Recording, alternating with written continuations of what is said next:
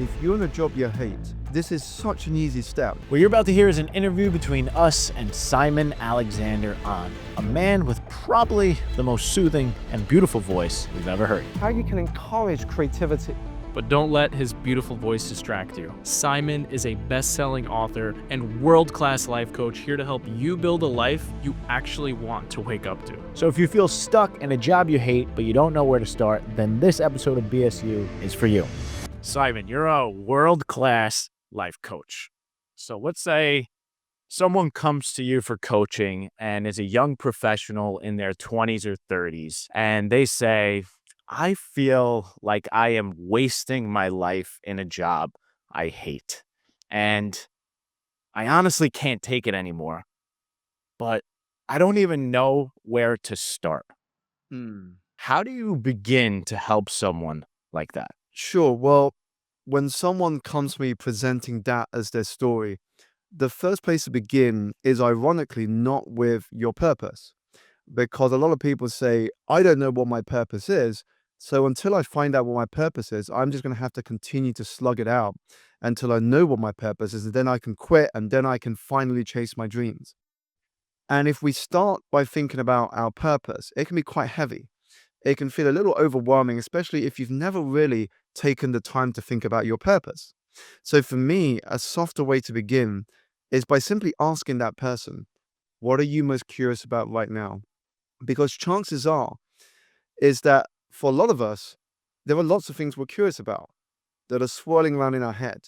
But for whatever reason, we haven't explored them. Now, it's not about thinking I'm going to jump into that now. It's just about thinking, well, what's the first small step I can take just to learn a little bit more about that? So for me, I can relate to this because I was in a job that I hated. I thought that it would be the path to success, but very quickly I discovered it was very unfulfilling. And I knew nothing outside of the industry I was in. I was in this bubble. And so the first step for me was just to look outside of that bubble. There were lots of things I was curious about, but the only way I was going to explore and learn more was to change what I read, was to change the events I attended, and to change the communities I spent time in. Now, that very small first step suddenly opened up a world of possibility. My mind started buzzing with ideas of things I then wanted to explore even further. So that would be where I would begin first.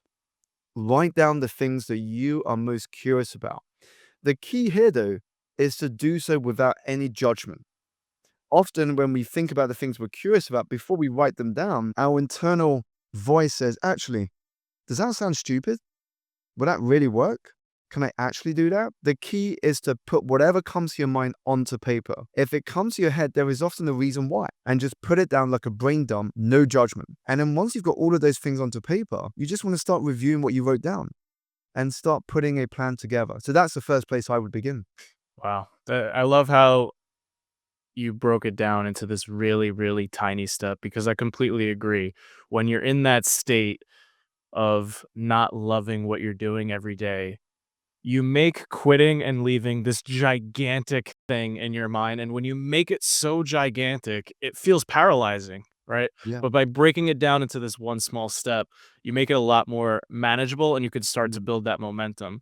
But I do want to ask you if you can provide an example. So if I'm listening to this right now and I sit down to do this exercise, what would be an example of something that I would be curious about? Like, do you Sure. have any specifics? Yeah, so if I take myself, because I think it will also allow you to understand a bit more about my background. So when I sat down, the first thing I realized was that I had grown up with this mistaken belief that success was defined by a job title. Be a banker, be a lawyer, be a doctor, be an accountant. And I Sounds realized, like you had some immigrant parents like us. yeah, indeed.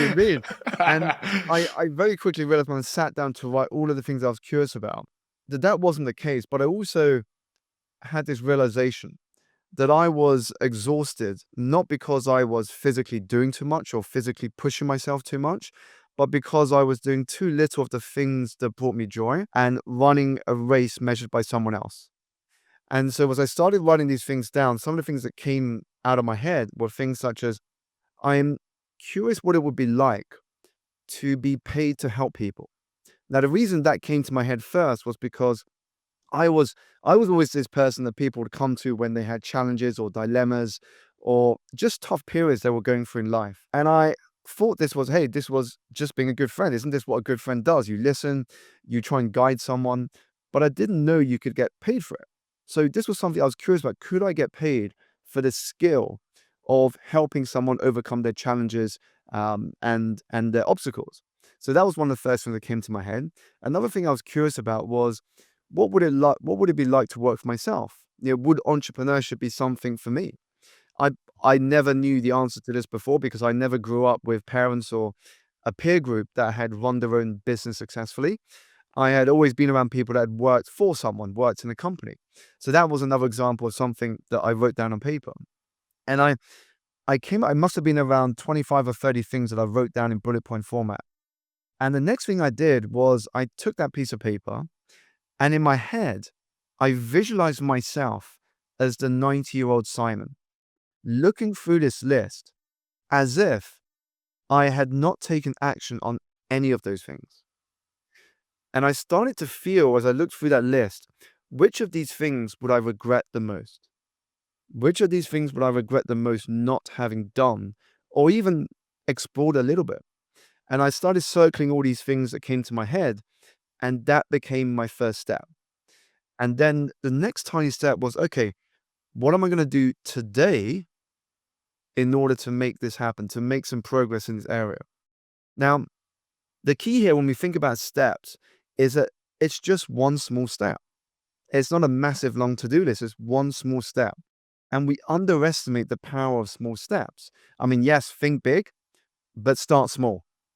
And if you only take, I mean, if I take the minimum action here, if you only do one thing a day, in a year from now, that is 365 steps taken. I mean, just imagine where you could be. Yeah. Yeah, that's such a powerful concept, this regret minimization framework, where you go to the end of your life, that rocking chair moment, and you look back and you say, okay, what would I really regret about my life? I think that's so powerful. And one thing I want to touch on is you said that we're often exhausted. And Mm. you wrote a book all about how we can get our energy back. So why are we so exhausted on a very granular level? And how can we start where do we start to get that energy back into our life? What's the first place we should look? Well, first of all, just to give context around energy. So when I think about energy, I see it through 4 dimensions. So you have physical, mental, emotional, and spiritual. So when we think about getting energy back in our life, it always begins with the physical. Physical energy comprises of movement, nutrition, and sleep. Now, if you don't have physical energy, you can't do anything else. When you are sick, you've only got one hope, just to be well again. When you're well, I mean, you have lots of hopes and dreams, but when you're sick, you only have one thing you're focused on. And so it all begins with physical energy. When you've got that foundation in place, you then put yourself in a very powerful state of mind to then attack the other areas. So when we think about mental energy is all about your mindset, your creativity, and your awareness about how you think. Emotional energy is about relationships, the relationship you have with yourself, the relationship you have with others. And spiritual energy is all about meaning and purpose. When you're low on spiritual energy, you can feel it. If you hate your job right now, if you don't enjoy where you are in your life in this present moment, you're going to experience that through physical tension. Sunday night, Monday morning, you're going to have this physical tension in your stomach. That's your body telling you you're not doing the work you're meant to do. When you're high on spiritual energy, you're in flow. Hours feels like minutes. You feel like you're riding a wave and momentum is behind you. And that is such a beautiful feeling. So when we can attack these dimensions of energy, that's how we show up in a very different way. It's why when you go to a networking event and 2 people approach you, you feel drawn to someone more than the other person, even if they've not said a single word. And that is because of the way they show up.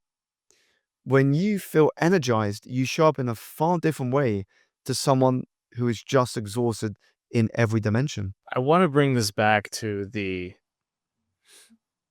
unhappiness in my job discussion. So,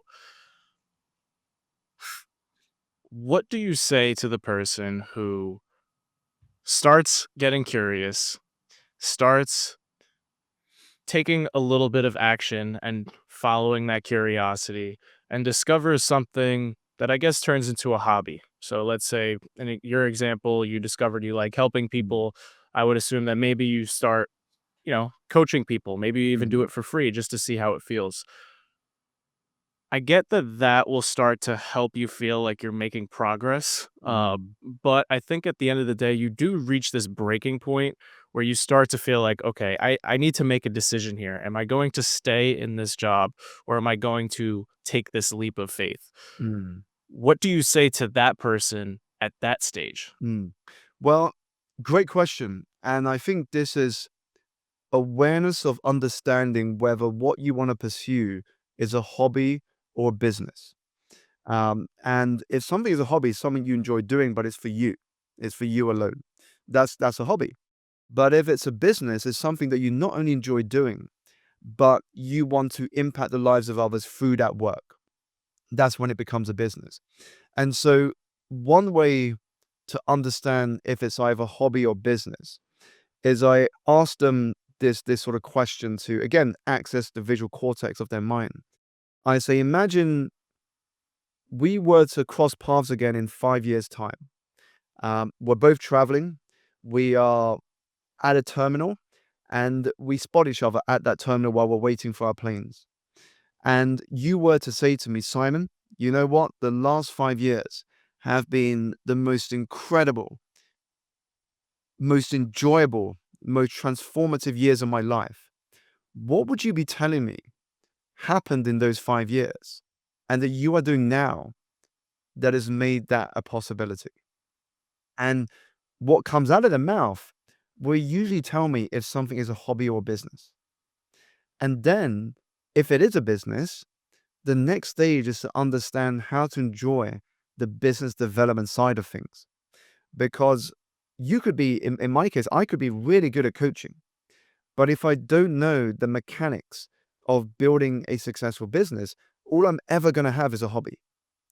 And so I've got to fall in love with the business development side as much as the thing I enjoy doing. So, what do you say to the person who has done that exercise, has made it very clear that it's like, okay, this is not a hobby. I want this to be my career. I want this to be a business. But they feel a tremendous amount of fear, Mm. right? There is like right now, the reality is I go to work and I get a paycheck and I have rent that's due at the end of the month. And this job is helping me do that. But maybe like taking this leap into this new career is going to really put pressure on me from a realistic financial point of view. And I feel a tremendous amount of fear because I might fail. Well, the first thing I would say to them, and this is to help them understand the nature of fear and self-doubt, is that in life, you will never eliminate fear and self-doubt. In fact, when you feel fear and self-doubt, that's a good sign because it means you are beginning to stretch yourself to the next level. Because if you've never done something before, of course, you're going to have fear and self-doubt. When I spoke in front of 1,500 people, which was the biggest audience I'd ever spoken in front of course, there was a little bit of fear and self-doubt. So if you're not going to be able to eliminate fear and self-doubt, all you can do instead is to create a healthier relationship with it, is to focus on the courage to try things despite the fear and self-doubt. To say, hey, I know I've got these fears and self-doubts, but for now, not today, you're going to be sitting in the back seat. I'm taking the driving seat today. I'm going to give this a try. Because even if it's one tiny step forward, you're showing yourself that you can do things that you've never done before. And then what helps with this in terms of managing that fear is optimizing your environment. Because if you have role models around you that show you what is possible with a different mindset and higher standards and better habits, guess what? That will very quickly become your norm. And I know this because when I make the transition from corporate to entrepreneurship, one of the first things I did was put myself into communities, masterminds, and environments in which people were ahead of me. And the habits that I aspired to embrace, they were normal for these people. They embraced them as part of their everyday living. And very quickly, I made more progress in weeks and months than I know many would have made in years. And it was because of the environment I created around me. You know, there's a saying I shared a while ago that goes, if you spend time around 5 of your fittest friends, you will be the 6th in no time. If you hang around with 5 of your wealthiest friends, you'll be the 6th in no time. So we cannot underestimate the power of environment. And it's not just who we spend time with, it's who we follow on social media, what we watch, what we listen to, our physical, our digital environments. All of these things have very powerful influences on what we see possible for ourselves, but also how we respond to setbacks. I could not agree more with that. And um, it makes me think about the previous versions of me and Nick, Mhm. because we also went through this experience of going to jobs that really did not make us fulfilled. And we also grew up in an environment where there were really no role models of entrepreneurs around us. And all of our friends had, city jobs or corporate jobs, one or the other, but no real entrepreneurs, not a lot of risk Mm. takers. And when you are surrounded by people that are like you in that sense, it's very hard to be Mm. the one that breaks through, that changes everything, that breaks that mold. But I think you're so right that if one of our first steps is joining a community of people, or Mm. at least surrounding ourselves with other entrepreneurs, other people who have taken that leap Mm. and are living proof that it can exist, Yeah. it really does get your mind in a totally different place, and it does build that courage. So maybe even doing that before you quit, before you Yeah. take the leap, is actually a great step. And I also agree about following on social media is like an even simpler step. Like, just start following other entrepreneurs and listening to Absolutely. their I stories. mean, you can do this right now. If you're in a job you hate, this is such an easy step. You can curate your social media feed. If you don't have access to mentors yet, I wasn't in the position I now am. I hang around with some incredible mentors now. But when I was still in the job, my mentors were authors of books. That was my access to their wisdom, was just buying their books, studying their wisdom, picking out what I could put action to, and then just applying it. And, when I changed my environment, it taught me a few things. The first insight was that not all risk takers will be winners, but all winners are risk takers. So that taught me immediately I had to take some level of risk. The second insight was I was never going to leave my job to pursue my dreams unless I changed the relationship I had with my job. So, what I mean by this is that if I saw my job as, hey, I just hate this, I want to get out, I want the first thing that I want to get just so I can get out of this hellhole, then I'm going to make some very emotional and rash choices, which may not be the best for the Simon in the long term. So what I had to do was to create a vision of what I'm working towards. What is the thing I'm working towards? And that became clearer as I pursued my curiosities, as I optimized my environment, as I read more books, as I went to different events. But then in the present moment, I had to see my job almost like almost like it was an investor in my future.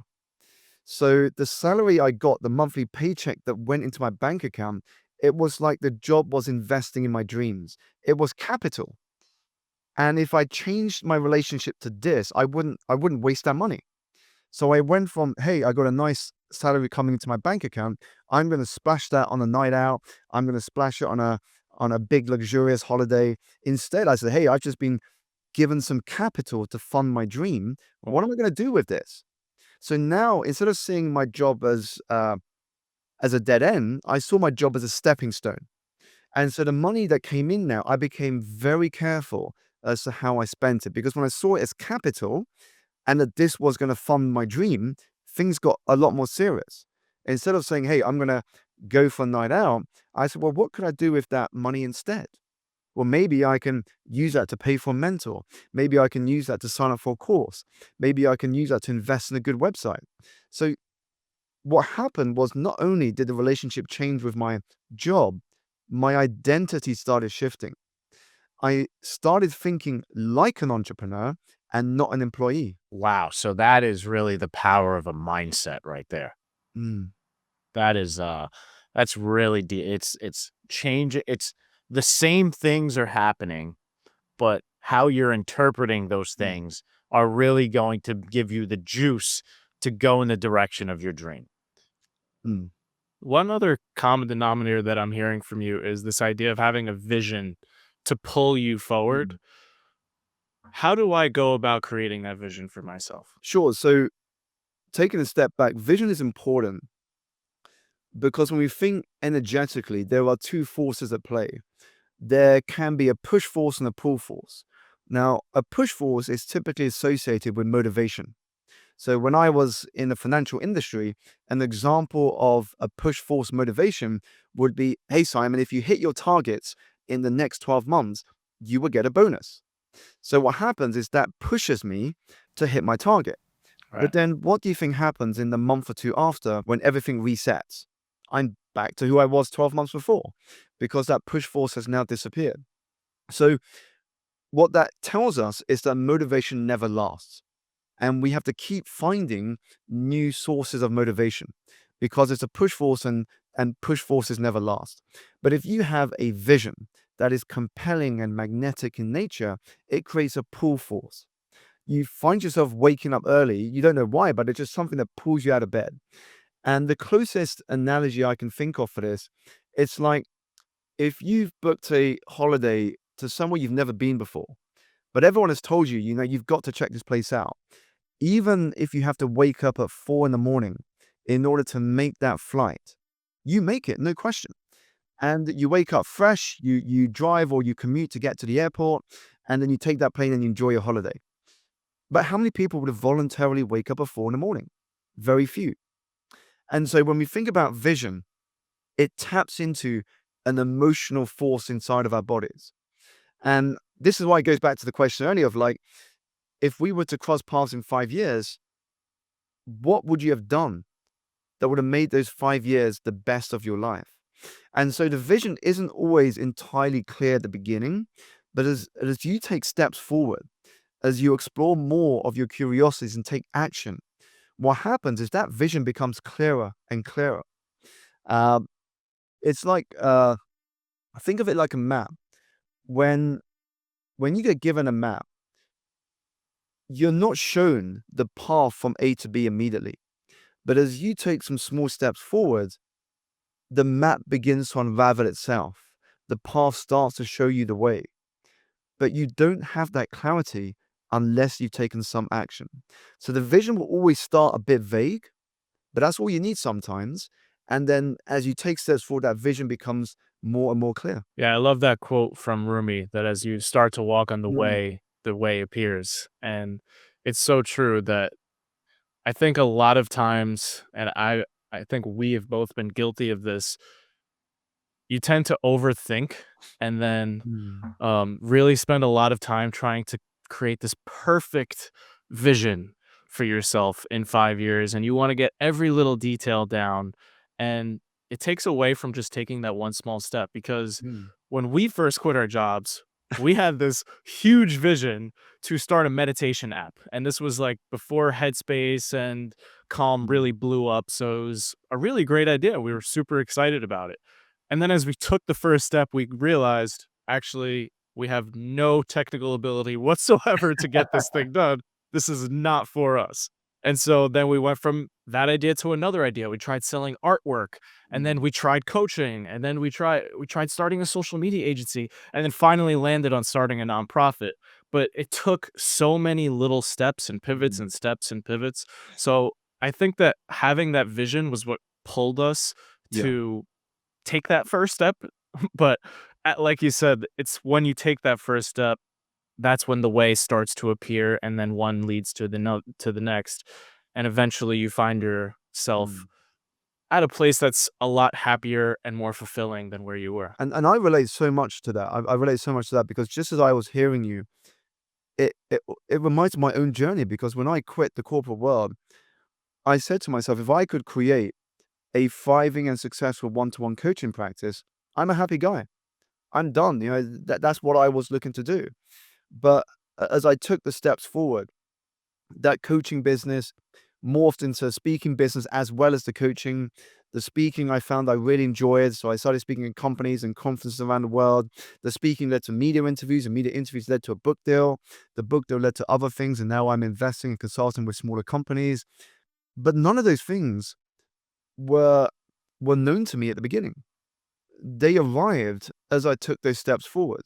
And this is the beauty when we think about the unknown. A lot of people fear the unknown and they say, well, what if it doesn't work out? And the way I see it is, what if it does? Because when everything is unknown, anything is possible. Anything is possible. And there's something magical about that, because you are both the author and the main character. You're both the sculptor and the sculptor.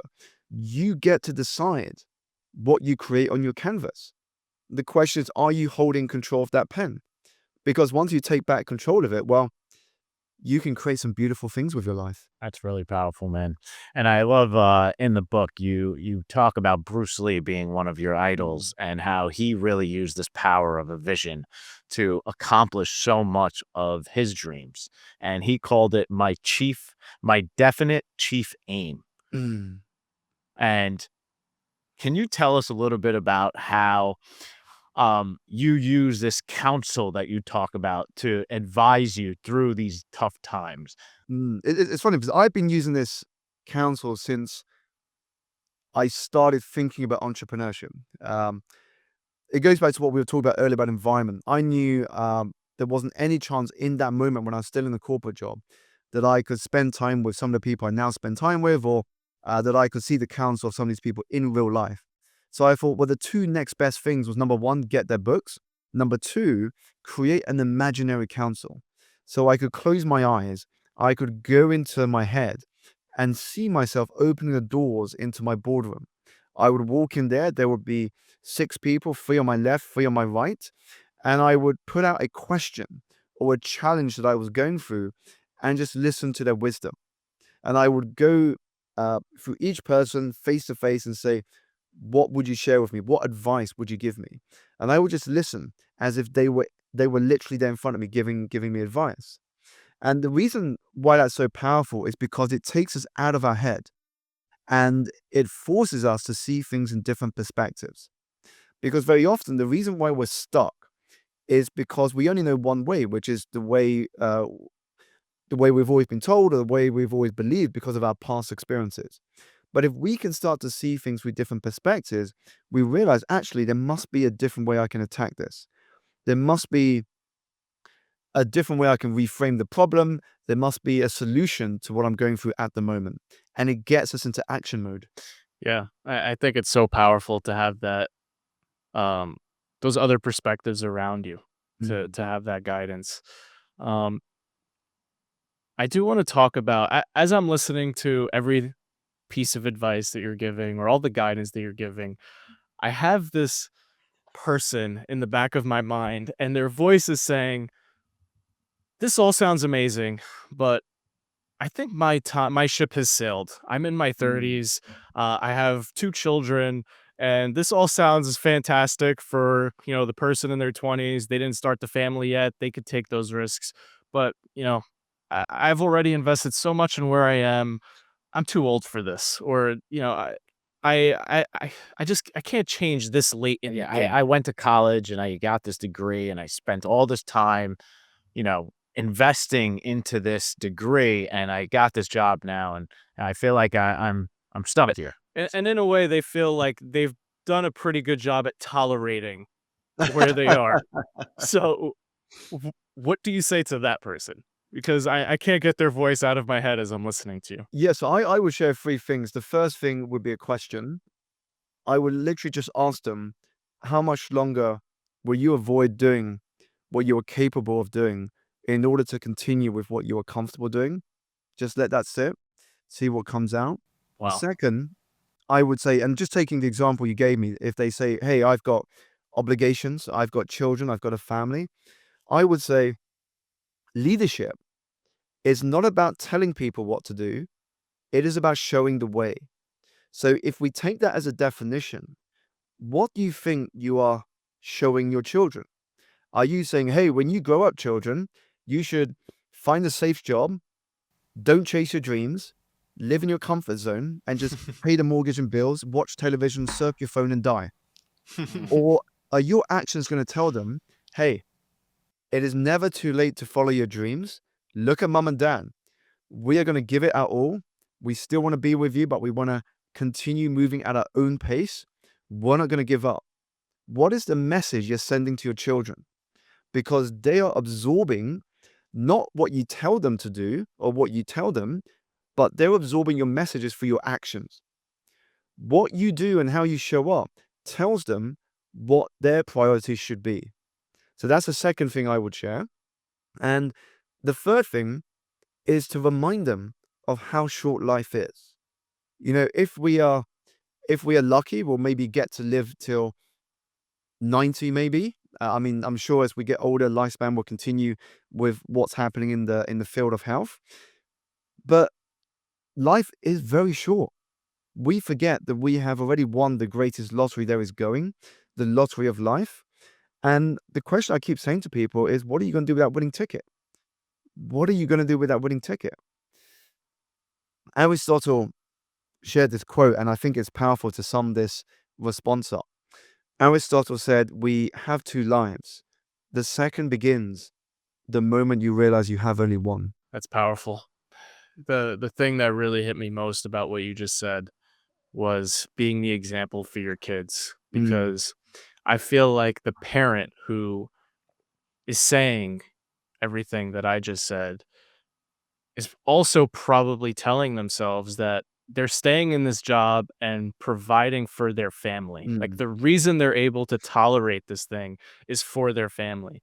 And so their biggest leverage point is how much they love their children. And what you're doing is using that leverage point to say, yeah, if you love your children so much, then don't you want to be an example of them? Don't you, like, they're not going to listen to what you say. They're going to watch what you do. And you're so right, because like you just go to yourself, right?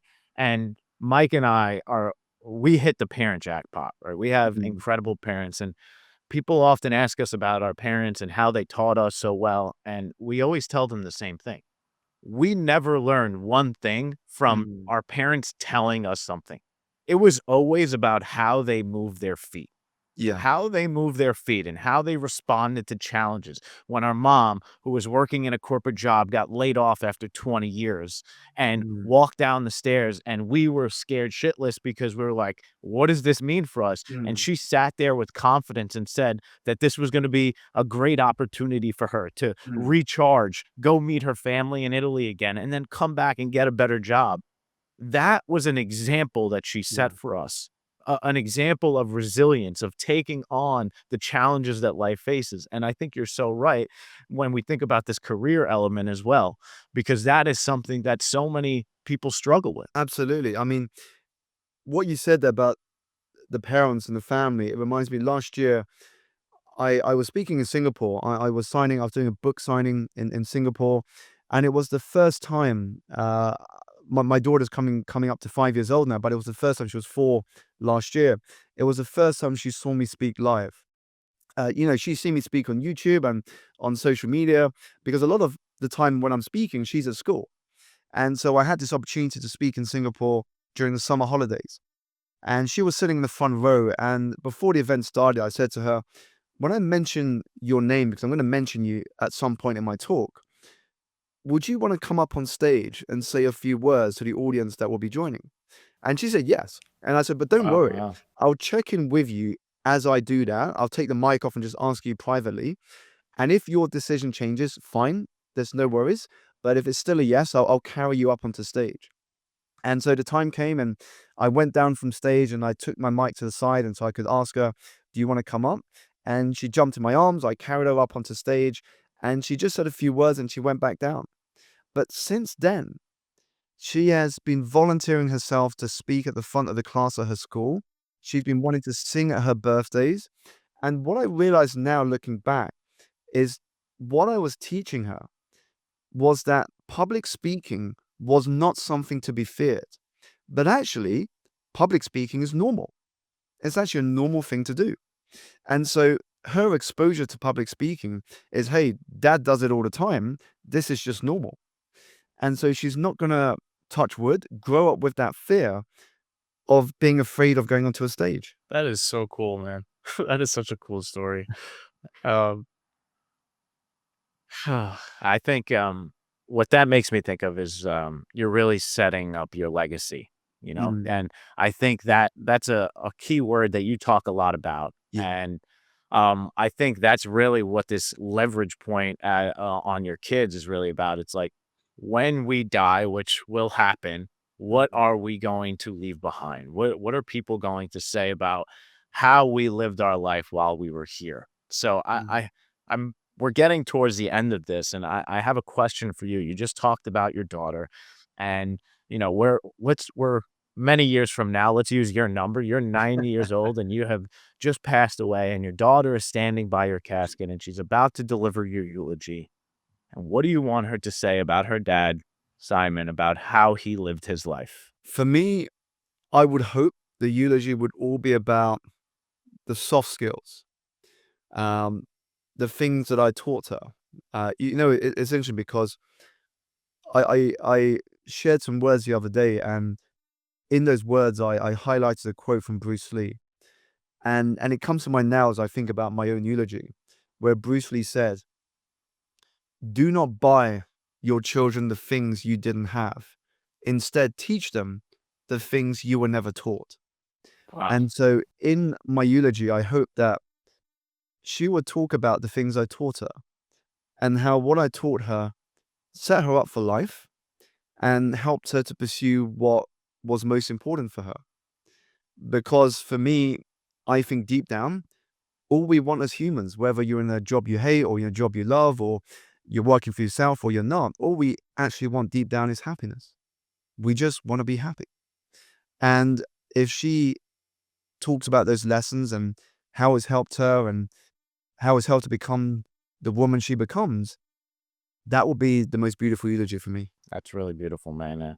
I think she will no doubt be saying those things. And I want to take it to one final point here, which is you said pursuing something you love.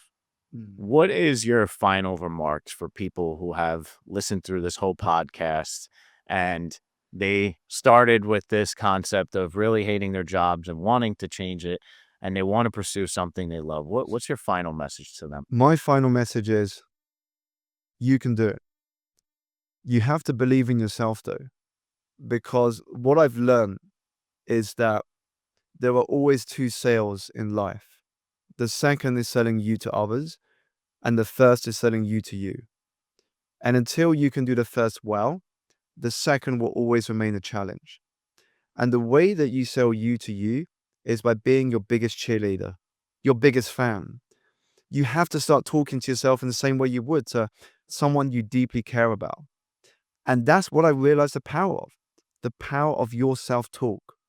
You can do things, you can do some incredible things, some things that are beyond your imagination. But it begins with you. If you believe you can do it, because you can, you've got the skills, the talents, you've got the know how, but you've got to start applying them. Deep down, you know what that next step is. You just need the courage to take it and to believe that you will be able to adapt no matter what the world throws your way. What a powerful way to end this. And I think that there are many people listening that are super inspired by your message. And I think there are a lot of people listening. I do believe in them to take that small step that we talked about in the very beginning of this episode. Don't try to build Rome in a day, but just take that one small step, even if it's just starting to think about what other things you're curious about. And I think progress equals happiness. And I think a Absolutely. lot of people, after listening to this conversation, will begin their journey of progress and hopefully as they make that progress find a lot more happiness, and it's thanks to you, man. Yeah, and I want to say that I'm sure our audience can tell that Simon is has a wealth of knowledge, and this tiny interview is just the tip of the iceberg of everything that he has to offer the world. So, Simon, where can people find you to learn more about you and discover more of your genius insights to help guide them on their journeys? Well, thank you so much. And I really enjoyed this conversation. And if you want to find out more about my work, they can go to my website, simonalexanderong.com. Or if you want to hear more about what I have to share, then check out my YouTube channel. Just search Simon Alexander Ong and you'll see the channel pop up. Awesome. And Thank you so much. thank you so much for your time, man. And keep being you, man. You're a beautiful human. Thank you so much. Peace, brother.